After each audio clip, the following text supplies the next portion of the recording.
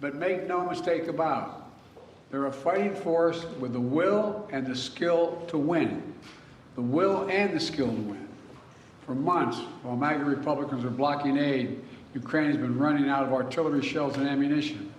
Meanwhile, Putin's friends keep keeping him well supplied. Iran sent him drones. North Korea has sent him ballistic missiles and artillery shells. China is providing components and know-how to boost Russia's defense production. With all this support, Russia has ramped up its airstrikes against Ukrainian cities and critical infrastructure, rained down munitions on brave Ukrainians defending their homeland. And now, America is going to send Ukraine the supplies they need to keep them in the fight. This weekend, there were reports, and I find this amazing, there were reports of cheers breaking out of the trenches in eastern Ukraine. Probably came from one of your folks, a reporter or someone, I'm not sure where it came from. But they're cheering as they watch the House vote in support for Ukraine. It's not like they don't understand what we've done. Not like they don't understand how critical this is for them. I'm making sure the shipments start right away. In the next few hours, literally the few hours, we're going to begin sending in equipment to Ukraine for air defense munitions, for artillery, for rocket systems, and armored vehicles. You know, this package is literally an investment, not only in Ukraine's security, but in Europe's security, in our own security. We're sending Ukraine equipment from our own stockpiles. Then we'll replenish those stockpiles with new products made by American companies here in America. Patriot missiles made in Arizona, Javelins made in Alabama, artillery shells made in Ohio, Pennsylvania, and Texas.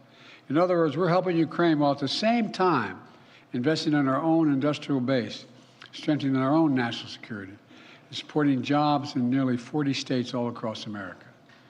You know, the United States is not acting alone, to state the obvious. Our allies in Europe and around the world who've constantly been asking me, are we going to step up? We're not going to walk away, are we? How many, and some of you have been in these international meetings with me, they're very concerned. Had we failed to step up, Lord only knows what would happen to the cohesion in NATO. They're also sending significant help to Ukraine. We're all standing together against this brutal dictator. As I've argued for months, this is directly in the United States' national security interest. If Putin triumphs in Ukraine, the next move of Russian forces could very well be a direct attack on a NATO ally. And you all know full well that invoking Article 5 of the North Atlantic Treaty would be the first thing that comes to mind, which declares an attack on one as an attack on all. If Putin attacks a NATO ally like he's attacking Ukraine today, we'd have no choice but to come to their aid, just like our NATO allies came to our aid after the September 11th attacks here. That's why we're supporting and surging support now to Ukraine, to stop Putin from drawing the United States into a war in Europe and in the future. You know, it seems to me we should take a little bit of a step back and realize what a critical moment this was for the United States and for NATO. This is a historical moment. In the last 2 years, we've helped unify, strengthen, and expand NATO. Imagine if instead we had failed to step up now and support Ukraine. All those gains would have begun to unravel. The cohesion of NATO would have been weakened, and our national security would have been undermined without any question. You know, Putin started this war believing he could easily break the will of the people of Ukraine.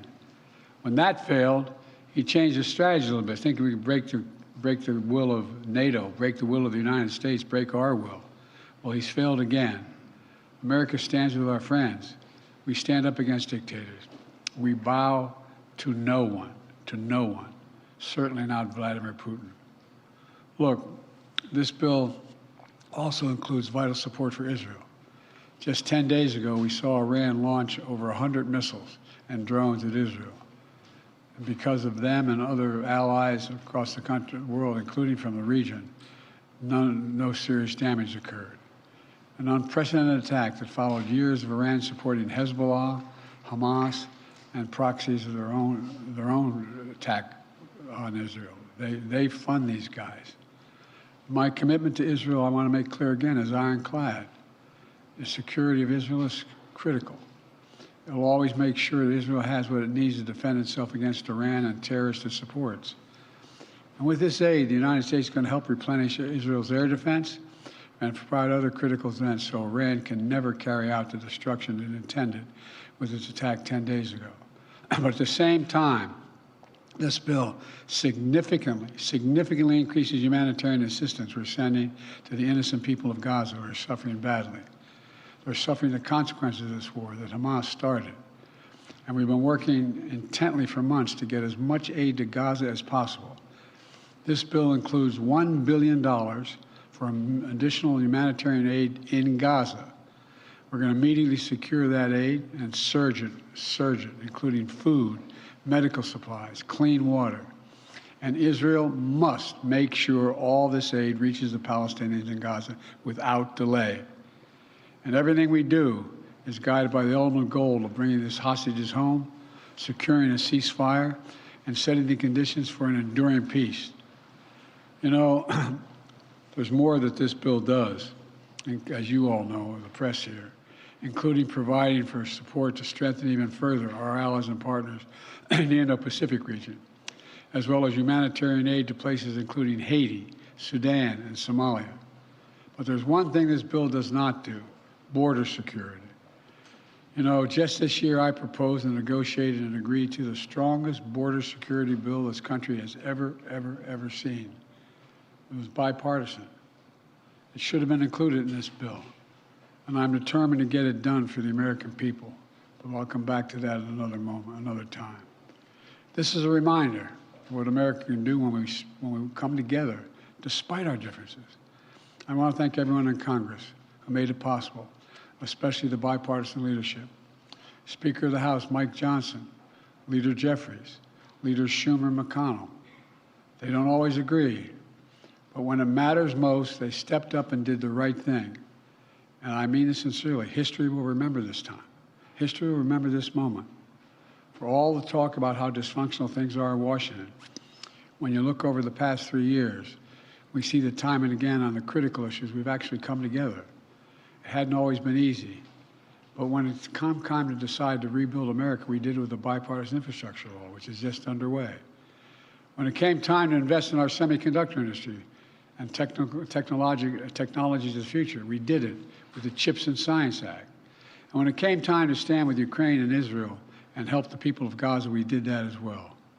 At the end of the day, most of us, whether we're Democrats, Republicans, or Independents, believe that America must stand up for what is right. We don't walk away from our allies. We stand with them. We don't let tyrants win. We oppose them. We don't merely watch global events unfold. We shape them. That's what it means to be the indispensable nation. That's what it means to be the world's superpower and the world's leading democracy. Some of our MAGA Republican friends reject that vision. But this vote makes it clear. There is a bipartisan consensus for that kind of American leadership. That's exactly what we'll continue to deliver. I thank you all very much, and now I'm going off to make a speech at the hotel that I'm late for, and I have plenty of time to answer questions on this and other matters. Can I ask a quick one on TikTok? Mr. President, do you have a message for the protesters on campus?